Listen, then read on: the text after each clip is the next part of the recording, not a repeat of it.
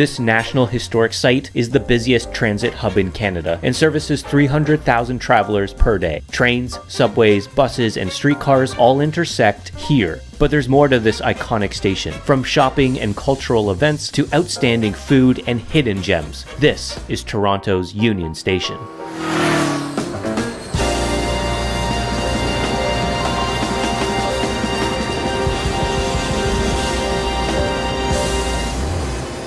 For Torontonians like my wife, navigating Union Station can be second nature. But for those not familiar with Union Station, its layout, and hidden gems, this video may just provide you with one more place to explore in the city. I can't cover every detail, so if there's something you think people should know about, please leave a comment below. Essentially, Union Station can be divided up into 5 stations based on transit type.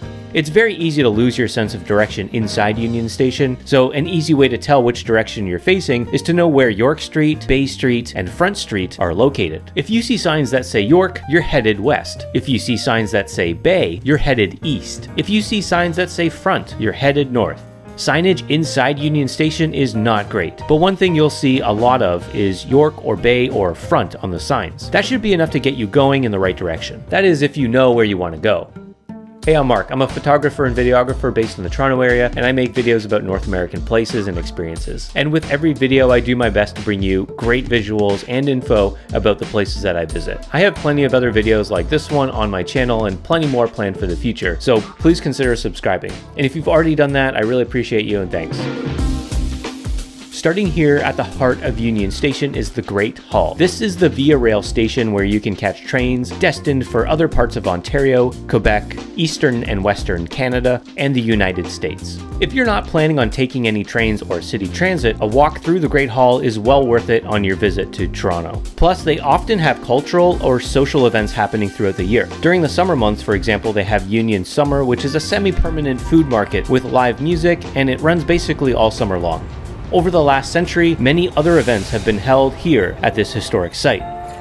Construction began during World War I, and the station opened in 1927, marking the station's first big event.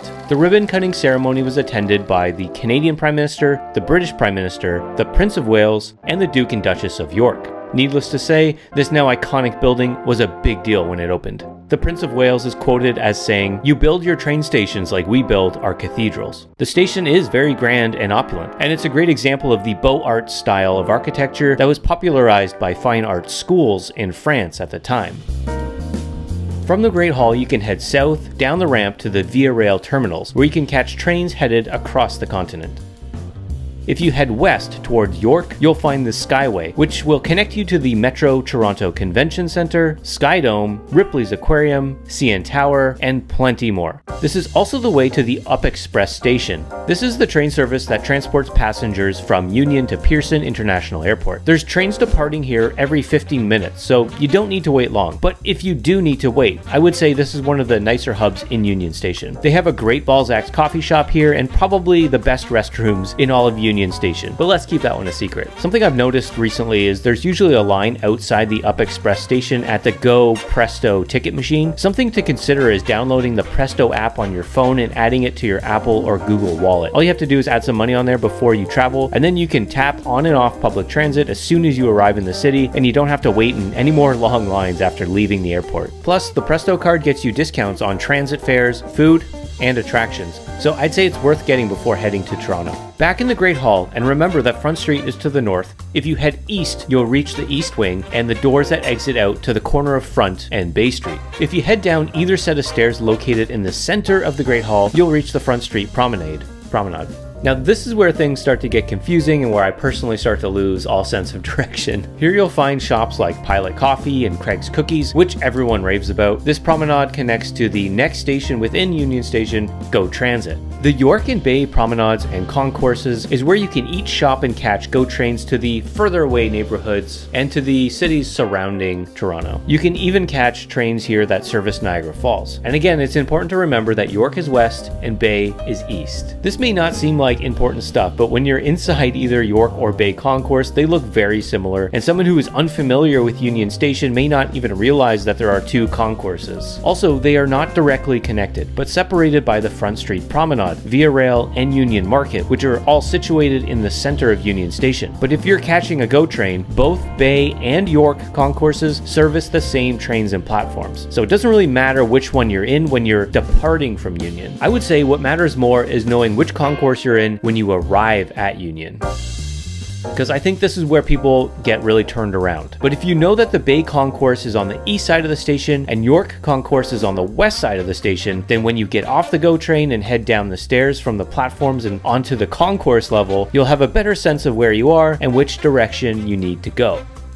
Starting here on the York side, which is west, you'll find a few sit-down restaurants and some fast food options along the perimeter of the GO Transit concourse. If you head down the escalators, you'll reach the Union Food Court, which has some of your typical food court offerings. Back up the escalators and back across the Front Street Promenade to the east side of the station is the Bay Concourse. This is the other GO Transit concourse, which looks very similar to the York concourse. But if you head to the lower level on the Bay Concourse side, you'll reach a shopping area. This retail area is on the same level as the Union Food Court, but on the Bay side you'll find retailers like LCBO and Espresso. On this lower level, the York side Union Food Court and the Bay side Retail Plaza are connected by Union Market in the middle. This is the lowest level of Union Station, and it feels like the most cohesive area and easiest to navigate. Union Market is next door to the food court, but the food at Union Market is a little nicer than the food court offerings. There's also Foodie Aisle, but it's literally the same place as Union Market, and I didn't see any signs identifying Foodie Aisle. I think part of the confusion with Union Station, at least for me personally, is that there's way too many names for all these different areas, but they're not clearly physically defined. While we were down in the Union Market area, we grabbed some lunch. We got a pork belly bao bun from Mean Bao, which was good, but tasted kind of like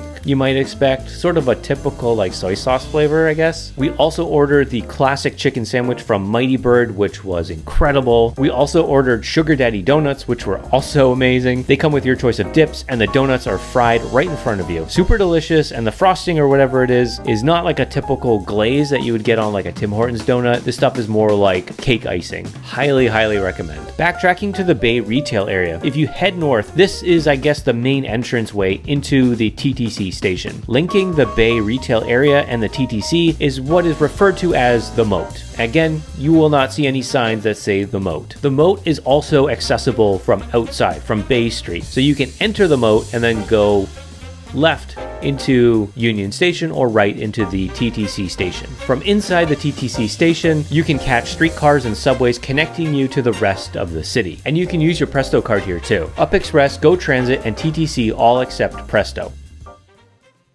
If you head back to the Bay Concourse area, it's from here that you can connect to Scotiabank Arena, where the Leafs and Raptors play. This breezeway, I guess we'll call it, connecting Scotiabank Arena and Union Station provides direct access to Maple Leaf Square and Jurassic Park, the Raptors fan area. If you go back inside and head up the escalators and across the pedestrian bridge over Bay Street, you'll end up in the CIBC building, which is home to the GO Transit bus terminal. There's a Second Cup coffee shop here too. But a really cool spot here is up another set of escalators on the 4th floor. Up here is where you'll find one of the city's most unknown little parks and a great food hall called Table Fair and Social. In the lobby area between the food hall and park is a Dining Coffee, which is a great coffee shop with seating next to these massive windows overlooking Union Station and the city skyline. The park is called CIBC Square Elevated Park, and it's actually built over top of the train tracks and train sheds of Union Station. There's trees and bistro tables in the shade and a nice large lawn to sprawl out on. And it's real grass, by the way. I expected AstroTurf, but was nicely surprised to see a real lawn. And no tents in this park.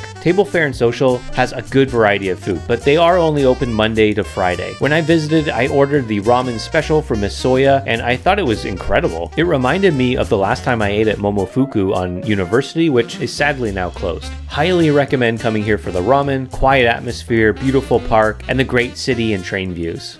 If we backtrack a little to the TTC entranceway off the Bay Concourse, this is where you can find the main entrance to Toronto's path network, which consists of miles and miles of underground walkways. Getting a handle on this can be super helpful when it comes to moving around the city in the winter or on rainy days. But this topic is for another video, which I'll be posting in the winter. Now, I've spent a lot of time talking about all the good stuff at Union, but it's far from perfect. You should know that Union Station can be a challenge if accessibility is a concern for you. It's not impossible by any means, but we found ourselves struggling to find elevators or ramps, and on several occasions we had to backtrack to find alternate routes. Many times we'd reach a set of stairs and realize there's no elevator. I feel bad for anyone with accessibility concerns who has to navigate Union by themselves. On the Union Station website, they state that among the many benefits of Union Station's revitalization is that the station will be fully compliant with the Ontario Building Code, making it barrier-free and accessible to all. So they are